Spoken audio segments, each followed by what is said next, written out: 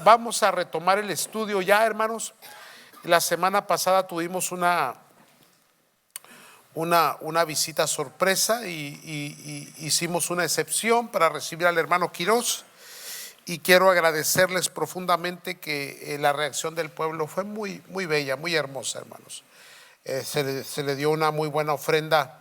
Ya les daré el reporte el domingo. No pude dar el reporte el domingo que acaba de pasar porque los jóvenes ya ve que estaban con su campaña y se extendió el servicio, hermanos, del domingo en la mañana. Y quería darles también el reporte del hermano Ruri, que también, hermanos, también hicieron muy bien el pueblo del Señor y gracias a Dios casi nos falta una parte, pero ya casi ya está listo su ofrenda para que pueda comprar el vehículo, hermano, ya. Así que yo después, el domingo les voy a tratar de dar el reporte. Tengo un par de presentaciones todavía, pero trataré, hermanos, de hacerles saber qué fue exactamente lo que sucedió. Por el momento, hermanos, ¿qué les parece si retomamos el libro de los Hechos, hermanos? Y me acompaña, por favor, si es usted tan amable, a Hechos capítulo 11, versículo 19 al 21. Ya tenemos, hermano, ya más de un año, hermano, yo creo ya para año y medio, hermanos, estudiando el libro de los Hechos. Y la razón de ello, por qué decidí, hermanos, tomar los Hechos del Espíritu, fue, amados, porque quería refrescar, no tanto traer nueva enseñanza o traer algunas cosas, hermanos, que tal vez ustedes no sepan. Regularmente casi todos conocen bien la doctrina de la iglesia primitiva, de los comienzos de la iglesia cristiana, hermanos. Pero lo que yo quería, en mi deseo, en mi corazón, es refrescar un poco, traer otra vez a memoria y retomar, hermanos, lo que significa un verdadero Pentecostés, lo que significa el mover del Espíritu Santo. Es que estamos en tiempos donde hay una tan mala interpretación, hay una dirección equívoca de la iglesia. Este domingo, hermanos, que viene, voy a estar hablando un poco de avivamiento a la iglesia el domingo en la mañana y voy a explicar un poquito más sobre aquellas fallas que ha cometido la iglesia moderna y que las faltas y errores que se han cometido es porque no se ha retomado o no se ha citado el texto de dónde nace la iglesia, cómo nace la iglesia, hermanos. Y eso es lo que estamos haciendo los miércoles. Estamos mirando y retomando la doctrina, la enseñanza, el método, el sistema, la forma de cómo la iglesia fue establecida. Y después de ya 2000 años, hermanos, todavía prevalece, todavía, hermanos, la gloria de Dios se manifiesta, el evangelio es predicado. Hermanos, a pesar de que pasaron unas etapas muy oscuras, la religión tomó, hermanos, opacó la realidad y la veracidad de las escrituras, pero tarde que temprano el remanente, hermanos, resurgió y aquí estamos usted y yo, hermanos, volviendo al texto de hace 2000 años, hermanos, y que todavía Dios sigue siendo el mismo, hermanos, y todavía sigue haciendo milagros. Y todavía tenemos el poder del Espíritu Santo en la iglesia, hermanos. El domingo se va a gozar, hermanos. Ahora bien, vaya conmigo al Hechos 11:19. Acuérdense, hermanos, que el apóstol Pedro había tenido que dar un reporte a la iglesia de Jerusalén sobre lo que había sucedido en Cesarea con Cornelio, hermanos. Pueblo gentil que había recibido a Cristo Jesús, pero no solamente recibieron a Cristo Jesús, pero dice la Escritura que fueron bautizados con el Espíritu Santo, hermanos. Fueron llenos del Espíritu Santo. Entonces, él da el reporte y luego hablábamos del tema de que en ese momento los de la circuncisión tuvieron que guardar silencio y quedarse callados. Porque cuando Dios hace las cosas no hay argumento que pueda refutar el testimonio y la gloria del Señor, hermanos. Y hermanos, no se trata de que nosotros defendamos o argumentemos sobre si es veraz o si es real el bautismo, la llenura del Espíritu Santo, los dones del Espíritu Santo. Hermano, no nos corresponde ese trabajo. Pedro lo que hizo no fue defender doctrinalmente, hermanos, el bautismo en el Espíritu Santo a los gentiles. Lo que Pedro fue nomás decirles: eso fue lo que pasó. Yo les hablé de Cristo, y cuando les estaba hablando de Cristo, el Espíritu Santo cayó sobre ellos. ¿Qué quieren que haga? Bueno, es exactamente lo mismo que debemos de hacer, hermano. No se trata de pelear o argumentar o discutir o defender o poner o imponer una doctrina. Eso déjeselo a Dios, hermano, porque el poder de Dios no es comida ni bebida. El reino de los cielos no es, hermanos, interpretación, hermano. El reino de los cielos es poder, es veracidad, es realidad, es frutos, es resultados, amados. ¿Me están comprendiendo, hermanos? Entonces, ¿qué es lo que habla? ¿Qué es lo que testifica de nosotros? El cambio, la transformación, la gloria del Señor, los milagros, lo sobrenatural. ¿Me están comprendiendo, santos? Ahora, aquí entra otra etapa bien linda de la iglesia, hermanos. Aquí vamos a ir a Antioquía. De Jerusalén nos vamos a Antioquía. Antioquía es una ciudad que estaba al norte, hermanos, de Israel, de Jerusalén, en la Siria. Y luego de ahí, de Antioquía, se volvió un lugar bien especial, porque de ahí se impulsó el evangelio hacia todo el área helenista, griega, hermanos, de su tiempo. Y lo que hoy se conoce como Turquía, como Grecia, todas esas áreas de allí, hermano, fueron llenas del evangelio. Y de ahí vienen las cartas de los apóstoles y las cartas de Pablo, escribiendo a esos lugares donde él estableció o participó en el establecimiento de esas iglesias. Y ahí se forja y se forma la doctrina que nosotros tenemos. Antioquía viene a ser un lugar muy especial. Pero vamos al texto, hermanos. El versículo 19 del capítulo 11. Ahora bien, los que habían sido esparcidos a causa de la persecución que hubo con motivo de Esteban, pasaron hasta Fenicia, Chipre y Antioquía, no hablando a nadie la palabra, sino solo ¿a quién, hermanos? Pero había entre ellos varones de Chipre y de Cirene, los cuales cuando entraron en Antioquía, hablaron también a los griegos, anunciando el evangelio del Señor Jesús. Y la mano del Señor estaba con ellos, y gran número creyó y se convirtió al Señor. Déjeme desquebrajar, hermano, déjeme mirar cuidadosamente esta porción de la escritura cortita, solamente del 19 al 21. Después hablaremos de algunos personajes participantes en Antioquía, pero en este caso, hermanos, empecemos por ver que la adversidad se convierte en una oportunidad. Observe esto. La iglesia en Jerusalén, en los primeros capítulos de los Hechos, usted la encuentra como una iglesia gloriosa, poderosa, llena de la presencia del Señor, pero también dice que tenían el favor del pueblo. La población los aceptaba y tenían, hermanos, una muy buena relación con la comunidad, porque la iglesia ayudaba a la comunidad. No solamente daba testimonio de Cristo, pero hacía una obra social extraordinaria. Hasta que el celo comenzó a levantar a los religiosos del tiempo, porque ellos ya no tenían la atención de la gente, sino que la atención de la gente se estaba yendo hacia los apóstoles y la iglesia naciente, hermanos. ¿Qué sucede? Aparece Saulo de Tarso. Luego aparece, hermanos, el primer mártir, Esteban. ¿Se recuerdan, hermano? Cuando Esteban es apedreado hasta la muerte, de ahí comenzó una ruda, una masacre, hermano. Comienza una forma casi de exterminio para la iglesia, hermanos. Y por lo tanto, muchos de los creyentes tuvieron que salir huyendo.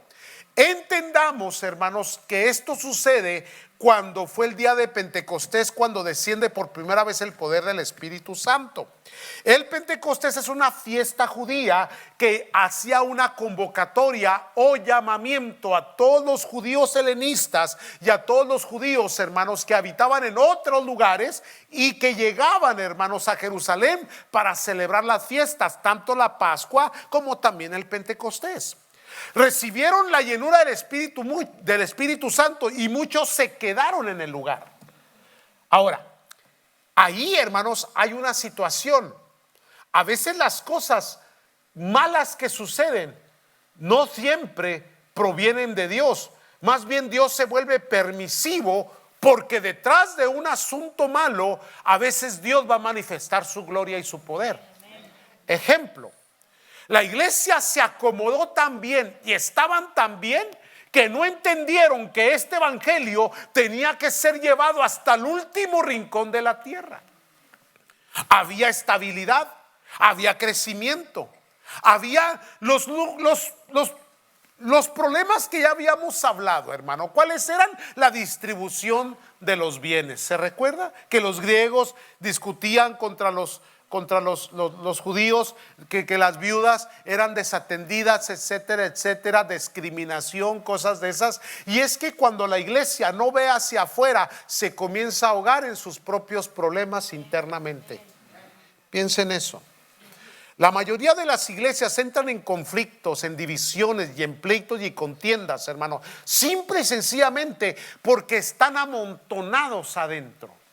La iglesia no puede, hermanos, nunca pueden solamente interiorizar. La iglesia tiene que exteriorizar. No es, hermano, agarrar un montón de gente y amontonarla en un lugar para que le aplaudan como focas a aquel que está enfrente predicando, hermano. Y discúlpenme la expresión tan gráfica, ¿verdad? Pero es que es una realidad. La predicación de hoy y el movimiento de hoy, ¿qué es lo que busca? Amontonar gente en lugares. Y hermanos, eso es un error garrafal, hermano, equívoco. La iglesia siempre tiene que ver hacia afuera, siempre. Porque dice la escritura, hermano, que se predicaba la palabra del Señor en las sinagogas y por las casas. Y luego la gran comisión te dice, serán testigos, ¿dónde? En Jerusalén, luego Judea, que era la región, y luego Samaria, que era la mitad judía y la otra mitad gentil. ¿Me están comprendiendo? Y hasta lo último de la tierra. Pero la iglesia ya se había acomodado. Ahora, Dios permite, hermano, que venga esta situación. El primer mártir, Esteban, y de ahí, hermanos, todos comienzan a sentirse en opresión, a perseguición, a ser perseguidos. Otros eran arrastrados, puestos en las cárceles injustamente, hermano. Se hacían barbaridades contra los cristianos. Comenzaron a huir, y en la huida muchos volvieron a sus lugares de origen. Otros, hermanos, se establecieron en otros lugares. Y cuando se estableció en otros lugares, comenzaron a hablar del evangelio que tenían en su corazón. Qué tremendo, hermanos. Déjenles explico algo que sucedió en México y algunos otros países de Latinoamérica. En los años 30, 40, 50 hubo un movimiento que se llamaba Movimiento Braceros. ¿Se recuerda? Bueno, los que son de mi edad sí se acuerdan, ¿verdad? Bueno, era un movimiento muy fuerte en donde los Estados Unidos, más mexicanos, hermanos, los contrataba. Mi abuelo fue bracero, el papá de mi papá. Y él, hermanos, él era contratado, traído. Y acá, hermanos, dentro de los files, tanto en todo lo que es el noroeste de la nación, hermanos, Texas, a California, Nuevo México, todos ellos, hermanos, había muchas iglesias porque era la frescura del movimiento pentecostal de Azusa, hermanos. Entonces había una fuerte predicación de la palabra del Señor por el resultado del mover del Espíritu Santo de 1914. Ahora, mucho de este evangelio llegaba a estas personas. Estas personas, después de trabajar y recibir su compensación económica, muchos de ellos habían recibido a Cristo y volvían a sus lugares de orígenes en México. Y ahí es donde nace, hermanos, un movimiento bien glorioso, donde mucha gente ha recibido a Cristo. El hermano Quiroz la semana pasada nos daba un pequeñito reporte de cómo en México parece que no, porque las redes sociales y los medios de comunicación opacan los números. Pero déjeme decirle que México está recibiendo avivamiento, hermano. La gente se está convirtiendo al evangelio, hermano. Hermano, las iglesias se están multiplicando, el cristianismo está llegando, hermano, y todo eso comenzó, hermano, el siglo pasado, y ahora, hermano, hay millones de personas. Aunque la gente no lo crea, hermano, aunque la gente no lo anuncie, no lo publique, hermano, silenciosamente el evangelio está llegando a nuestro precioso México. Ahora, ¿cómo sucedió esto? Con emigración. ¿Se da cuenta por qué a veces las cuestiones políticas son movimiento de Dios, hermano? ¿Por qué sucedió esto? La gente comenzó a emigrar, y cuando emigraba, ¿qué llevaba? El evangelio. No solamente era una cuestión, un movimiento político, geográfico, pero era un movimiento del Espíritu Santo. Salen, hermano, y comienzan, hermano, a predicar en donde llegan, y sin darse cuenta ellos mismos están expandiendo el evangelio que estaba encerrado en Jerusalén. ¿Me están siguiendo, hermanos? Ahora, lo interesante de esto es que ya en este versículo ya no hay personas de renombre. Solamente dice la escritura, hermano, que eran algunos a ver, déjelo leo. Eran varones de Chipre y de Cirene. No habló de apóstoles, no habló de personajes como Felipe, que Felipe fue el que llevó el evangelio a Samaria. ¿Se recuerda de él? Ya hemos estudiado el tema. Ahora aquí, hermanos, no habla de nombres. Simple y sencillamente eran los que recibieron a Cristo, fueron llenos del Espíritu Santo, llegó la persecución, no da nombres, y estos salen.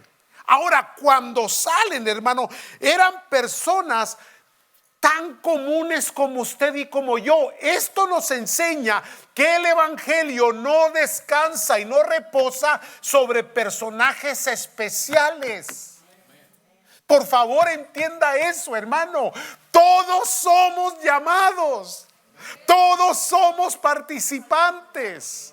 Es cierto, Dios, hermano, da dones y Dios reparte ministerios conforme el Espíritu Santo lo decide. Habrá pastores, habrá evangelistas, habrá maestros, habrá apóstoles, habrá profetas, habrá, hermanos, servidores, habrá, hermanos, quien interpreta las lenguas, habrá, hermanos, quien sabe enseñar, habrá quien sabe trabajar y operar diferentes tipos de dones. Pero, hermanos, todos tenemos un llamado.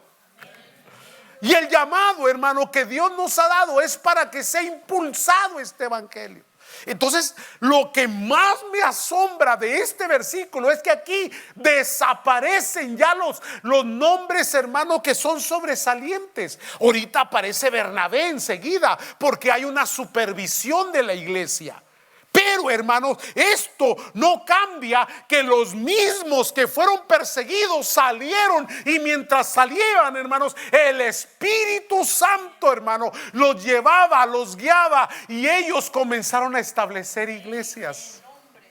¿Me están siguiendo? Personajes sin renombre. Por eso es que los hechos no son los hechos de los apóstoles. Ahí está nombrado equivocadamente. Este libro debería llamarse Los Hechos del Espíritu Santo, hermano. Eso es lo que es. Cuando tú ves, el protagonista de todo no fue Pedro, no fue Pablo, fueron elementos, fueron instrumentos como Bernabé, fueron instrumentos como Felipe o aún como Esteban el mártir. Pero aquí el que se lleva toda la gloria y el que hace todo es el Espíritu Santo, usando instrumentos simples y sencillos como usted y como yo. Hermano, Dios lo puede usar a usted, hermano. Oh. Ay, pastor, pero yo ya voy de salida. Pues mientras no salga, usted es instrumento de Dios. Amén. Nadie sobre en la iglesia, nadie, hermano, nadie. Todos son llamados y son salvados con un propósito divino. Es el Espíritu el que organiza, es el Espíritu el que llama, es el Espíritu el que reparte los dones, los ministerios, el llamamiento. Es el Espíritu el que lleva, es el Espíritu el que provoca situaciones adversas para que se cumplan sus propósitos, hermano. Allí está. Volvamos al texto, hermano. Hágase un instrumento en las manos del Señor. Déjese usar por Dios. Ahora, entre ellos obviamente todos son judíos, pero son judíos helenistas, son judíos, hermanos, con otra nacionalidad. Pero en sí, a la hora de salir, cuando llegaban a las nuevas ciudades, buscaban sus grupos étnicos, buscaban los judíos y se reunían en las sinagogas. Ahora, en las sinagogas, siempre por costumbre, hay que entender que el judío nunca ha sido una religión o una creencia proselitista. Ellos nunca han querido buscar a la gente para que se convierta al judaísmo. Jamás. Para ellos, el pueblo judío tiene que ser puro. Y hasta la fecha, por eso se han mantenido tantos siglos. Pero entiéndase algo, hermanos. En medio de este movimiento aparecen unos personajes que no da su nombre, que fueron tan atrevidos que cuando llegaron, hermanos, a Antioquía, se salieron de la sinagoga, se salieron del encierro y se pusieron a predicarle a los gentiles, a los griegos. Tal vez ese sea el problema de todos los siglos de la iglesia, que somos muy selectivos. A veces nosotros somos los que más discriminamos, porque queremos decidir quién es parte y quién no, quién entra o quién no. ¿Aló? ¿Qué le pasa? Y fíjese que esto lo he encontrado en todos los grupos étnicos, Si tú te vas a la historia del cristianismo en Los Ángeles, tú vas a encontrar que en los años 70 y 80, cuando hubo ese boom de migración, en el área de Los Ángeles, por ejemplo, 70s, 80s, parte de los 90s, las iglesias estaban divididas por grupos étnicos. En otras palabras, los que son ya de antaño se acuerdan que había iglesias que eran puros guatemaltecos, otra iglesia puros salvadoreños, otra iglesia puros mexicanos, otra iglesia puros mexicoamericanos. ¿Aló? Por alguna razón tenemos esa tendencia y a veces nos es difícil, por diferente cultura, diferente interpretación, diferentes estilos de vida, porque a uno le gustan las pupusas y a otro le gustan las arepas. ¿No? Porque no te entiendo cuando hablas, ese cipote, ese patojo. ¿Cuál cipote? ¿Cuál patojo? Es el chamaco. ¿Cuántos me están entendiendo? Entonces, había esa problemática, fue muy marcada por el judaísmo que gobernaba, que todavía quería mantener un estilo, un sistema mosaico de la ley de Moisés. ¿Se recuerdan, hermanos, cómo batalló Pablo, cómo batalló Pedro para poder deslindarse, desprenderse? Por eso Hebreos enseña una manera tan hermosa lo que es la diferencia entre la ley judía y lo que es, hermanos, la gracia de Cristo Jesús. Amados del Señor, esta gente se salió de la sinagoga, se salió de la burbuja étnica, se salió, hermanos. Y allí es precisamente donde nosotros tenemos que aprender, tenemos que salirnos. Obviamente, hermanos, los primeros años nuestros de la iglesia como pueblo, ya no solamente era la cuestión mexicoamericana, pero éramos latinoamericanos. Y nuestras misiones fueron inclinadas siempre hacia Latinoamérica, hasta ahora que comenzamos a ver hacia otras etnias de otras naciones como países islámicos. ¿Alguien me está siguiendo? Y pueblos que necesitan a Cristo, naciones completas que necesitan a Cristo.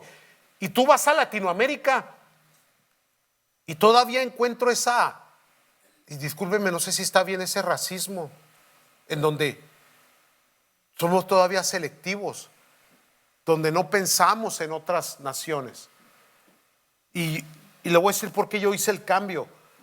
Porque no importa dónde vayas a Latinoamérica, vas a encontrar evangelio. Vete a las Amazonas y ahí hay evangelio. Vete a los pueblos más recónditos de Oaxaca y ahí vas a encontrar evangelio. Ve a las montañas de Guatemala y ahí vas a encontrar evangelio. Ve a Chile, a la Patagonia, y ahí vas a encontrar evangelio, hermano. Evangelio está, pero gracias a Dios por ello. Pero cuando vas, por ejemplo, a los países islámicos, vas a encontrar pueblos donde no hay. La iglesia tiene que visionar, tiene que cumplir la gran comisión, hermanos. Y a lo mejor no podemos hacer mucho, son miles, millones de personas, pero tengo que hacer mi parte. Tengo que hacer mi parte. Porque ¿qué tanto pudieron haber hecho estos hombres? Lo único que hicieron fue salirse de la burbuja étnica. Y cuando salieron, le predicaron a la gente. Y dice la escritura que un gran número de personas se convirtió a Cristo. Y Antioquía viene a ser la segunda Jerusalén, hermano. De eso vamos a estar hablando más adelante. Un centro de avivamiento, un lugar en donde eran enviados los misioneros, los obreros a otros lugares. Todo porque alguien se salió de la burbuja. Somos tan buenos para encerrarnos primeramente en la iglesia, nuestra Jerusalén. Luego nos encerramos en nuestra etnia. Luego con nuestro grupo mafioso, digan amén.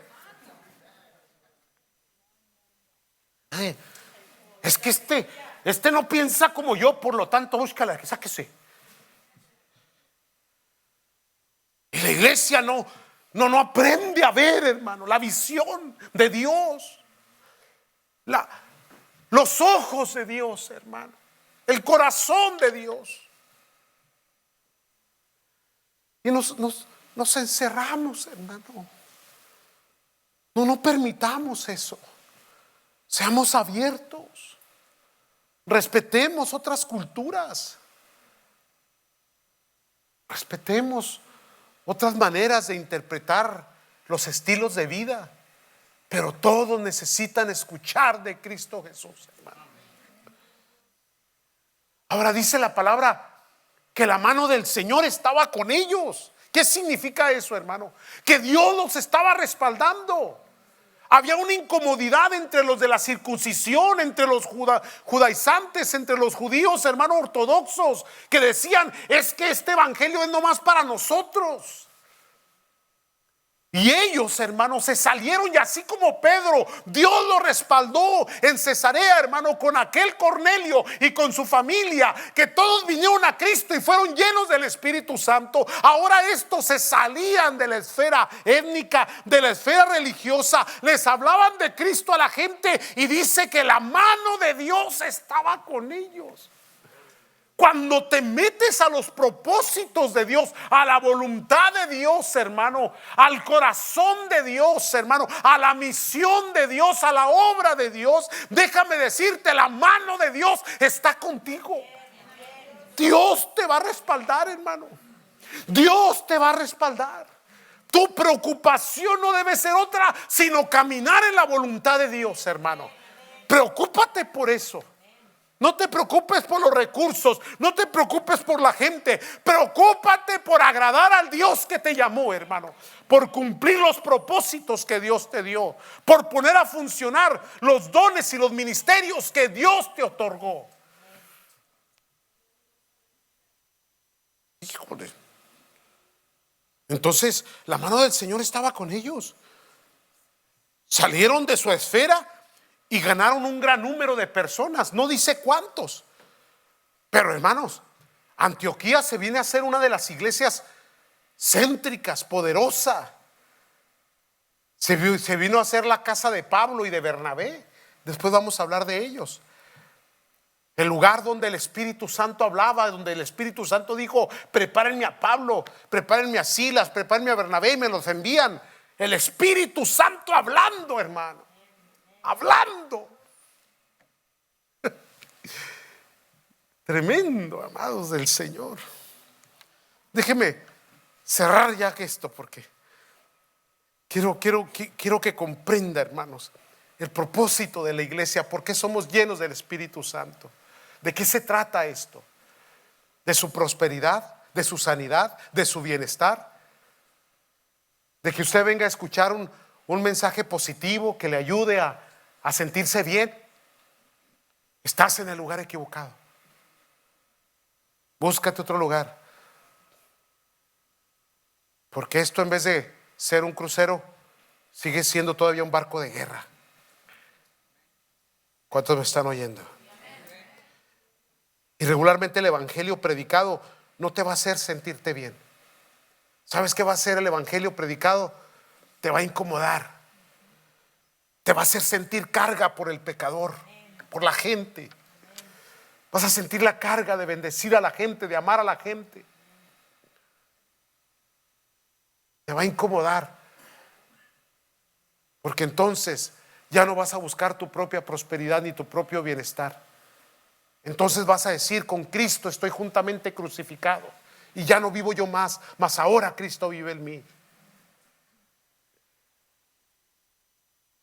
La gente se deprime, la gente se entristece, la gente se distrae por todo lo que tiene que ver con su persona, hasta que llega la palabra de Dios sabia, gloriosa y poderosa, que penetra el alma, el corazón, discierne las intenciones y te revela y te enseña y te dice: este es el trabajo que hay que hacer. Ay, ay, ay. Yo nomás venía a ver qué Dios me daba. Déjeme cerrar con Romanos 1, 16 al 17, en donde el apóstol Pablo, antes Saulo de Tarso, él escribía a la iglesia de Roma y él entendió este suceso. Recuerde que Pablo, hermanos, después de su encuentro con el Señor, no fue a Jerusalén, fue a otros lugares. Y algunos estudiosos dicen que duró casi 7 años antes de presentarse a los apóstoles en Jerusalén, y eso por causa de Bernabé, que después hablaremos de él. Pero un lugar en donde sí lo recibieron antes de ir a Jerusalén fue precisamente Antioquía. Qué tremendo. Entonces él entendía bien esto, y cuando escribe a la iglesia de Roma, le escribe de la siguiente manera en Romanos 1:16: porque no me avergüenzo del evangelio, porque es que, otra vez, el reino de los cielos no es comida ni bebida, sino que poder de Dios, hermano. Porque no vine a vosotros con palabras de convicción, sino con la demostración del Espíritu Santo, decía Pablo. Aleluya. Con demostración. Porque no me avergüenzo del evangelio, porque es poder de Dios. ¿Para qué? Pues para mi prosperidad, pastor, pues para mi sanidad, para sentirme bien, para la revelación mía, sí, para que cuando lleve ofrenda Dios me la multiplique, y pues hay que pactar. Y la iglesia se perdió, hermano. Pero aquí está el texto: es poder de Dios. ¿Para qué? Salvación. ¿Cuál es nuestro enfoque? Las almas que no tienen a Cristo, porque sin Cristo van a estar perdidas por la eternidad. Por la eternidad, hermano. La oportunidad es ahora. Ese es el tiempo. Antes de que vayan al sepulcro sin Cristo, hermano, sus almas estarán perdidas por la eternidad. ¿Alguien me está entendiendo? Para todo aquel que cree, porque la salvación es por fe y no por obras. Porque aquellos que han creído han recibido la salvación, hermano. Para todo aquel que cree, y miren lo que dice Pablo al judío primeramente, porque Cristo a la mujer samaritana le dijo: ciertamente ni aquí en este pozo ni en Jerusalén, pero los verdaderos adoradores adorarán al Padre en espíritu y en verdad, porque la salvación viene de los. Sí, ahí fue el origen, pero había que. Entonces dice al judío primeramente y luego dice y también al. Y esto no lo entendían, pero aquellos que no tenían renombre, aquellos anónimos, ellos sí se salieron, dijeron: óyeme, alguien más tiene que oír esto. Y se salieron de la iglesia. ¿A dónde se fueron? Al parque. ¿A dónde se fueron? A las casas. ¿A dónde se fueron? A los negocios. Ahora, era obvio que los que se convirtieron, hermanos, no podían venir a reunirse en el templo, porque el templo, que era sinagoga, era únicamente para. ¿Aló? Al judío primeramente y también al griego, porque en el evangelio la justicia de Dios se revela por fe y para fe, como está escrito: mas el justo por la fe. Este es un acto de fe, hermanos, por fe y para fe, hermanos, para que la gente crea. Vamos a seguir predicando este evangelio, seguir empujando en el nombre de Cristo Jesús. Y el Espíritu Santo para eso es. Nunca me desconecte el poder del Espíritu Santo y la llenura del Espíritu Santo de la gran comisión. Van juntos, hermanos, juntos.